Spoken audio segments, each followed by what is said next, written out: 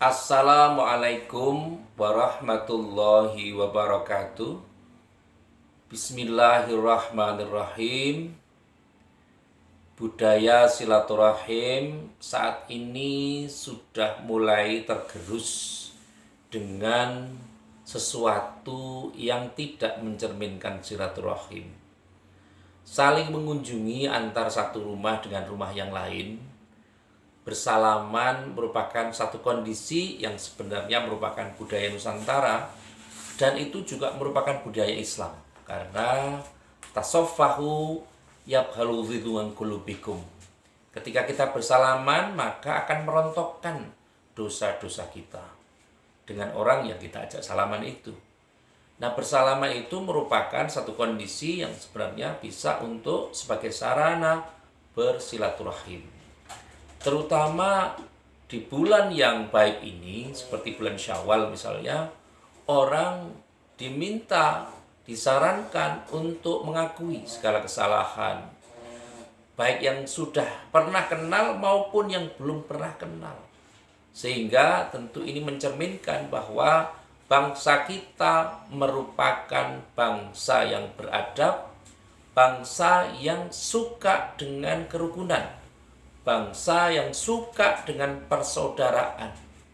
Sehingga ketika kita cerminkan bahwa cerminan budaya Nusantara, budaya silaturahim merupakan satu kondisi budaya yang harus dilestarikan.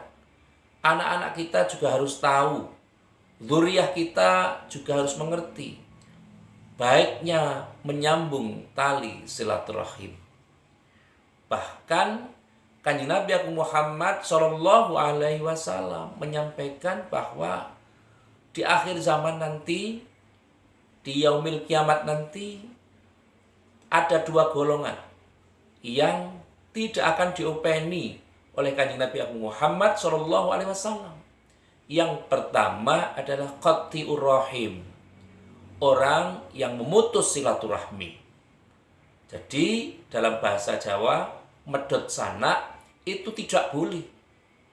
Yang boleh adalah menyambung, mengembangkan, melestarikan, dan meneruskan.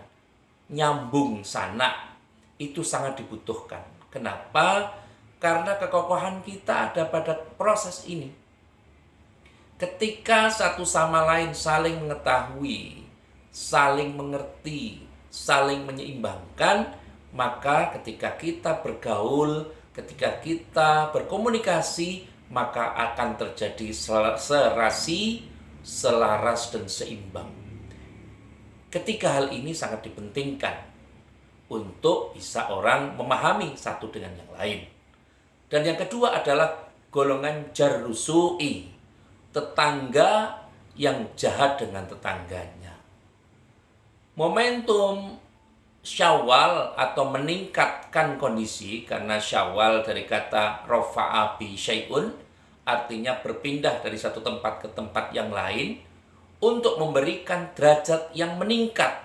Setelah kita 1 bulan berpuasa, 1 bulan beribadah, apapun ibadahnya, maka terkondisi pula. Sehingga ketika kita baik dengan Allah, dengan berpuasa, maka juga harus baik dengan tetangga kita, apapun agamanya, apapun keyakinannya. Maka saking uniknya negara ini, saking ulama kita memahamkan, ingin memberikan pembelajaran yang lebih konkret kepada bangsa kita, kepada dzurriyyah kita, pada keturunan-keturunan mbah-mbah kita yang dulu, sering ada istilah halal bihalal. Bahkan istilah halal bihalal ini hanya berlaku di Indonesia, tetapi di istilah Arab itu tidak terjadi. Halal bihalal. Jadi saling halal menghalalkan, dalam bahasa Arab tidak ada istilah dan itu tidak disampaikan. Bahkan ini istilah halal bihalal ini hanya berlaku di Nusantara atau di Indonesia. Dan bagusnya halal bihalal atau silaturahmi ini sudah menjadi budaya Nusantara. Tidak terkait dengan apapun keyakinannya, apapun agamanya, tetapi ini sudah menjadi budaya. Kita harus bersyukur pada pemimpin-pemimpin bangsa kita yang telah mencampurkan adat dengan agama, sehingga adat yang tidak baik bisa diluruskan dengan ibadah yang sesuai. Dan ketika ada adat yang tidak sesuai, maka dengan dakwah, dengan syiar yang baik, dengan berupaya untuk pendekatan-pendekatan secara ilmiah, sehingga budaya-budaya yang tidak sesuai akan hilang dengan sendirinya. Semoga kita digolongkan sebagai orang-orang yang pandai bersyukur di sisi Allah Subhanahu wa Ta'ala. Terima kasih kepada semua pihak yang telah membantu terselenggaranya acara ini, dan semoga siapapun yang terlibat, yang membantu, meluaskan, membagi, dan bersama-sama membangun kondisi ini dan terselenggaranya acara ini, semoga mendapatkan barokah dari Allah Subhanahu wa Ta'ala. Sekali lagi terima kasih atas segala perhatian dan mohon maaf atas segala kekurangan. Saya akhiri, fahuwa muwafiq ila aqwamit thoriq. Wassalamualaikum warahmatullahi wabarakatuh.